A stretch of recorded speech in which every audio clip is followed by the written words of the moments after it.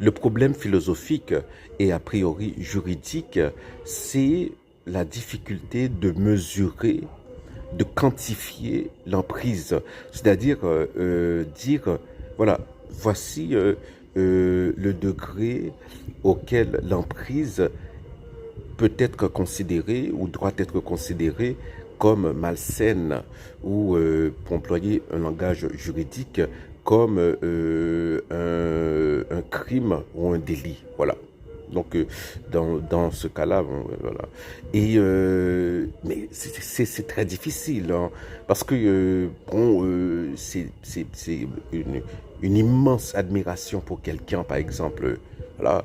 Euh, comment, que faire pour différencier cela pour faire la différence entre cela et l'emprise. On peut avoir recours à des psychologues, mais voilà, des psychologues ou des psychiatres différents vont vous dire des choses différentes. Par exemple, supposons que j'ai, je sais pas, que quelqu'un a une grosse somme d'argent sur son compte sur son compte d'épargne, je sais pas, en 200 000 dollars américains, et décide de donner 200 000 dollars américains à son pasteur. Bon, c'est beaucoup d'argent. Bon, voilà. Du point de vue du dehors, on peut se dire, mais voilà, cette église a une emprise sur cette personne. C'est pas raisonnable de donner tout ce qu'on a épargné durant une vie à une église d'un seul coup. Et pourtant, ça peut être le choix de la personne. Voilà. C'est fondamental, c'est fondamentalement ça le problème. Et dès qu'on entre dans le domaine sexuel, eh bien, ça devient encore plus difficile parce que il y a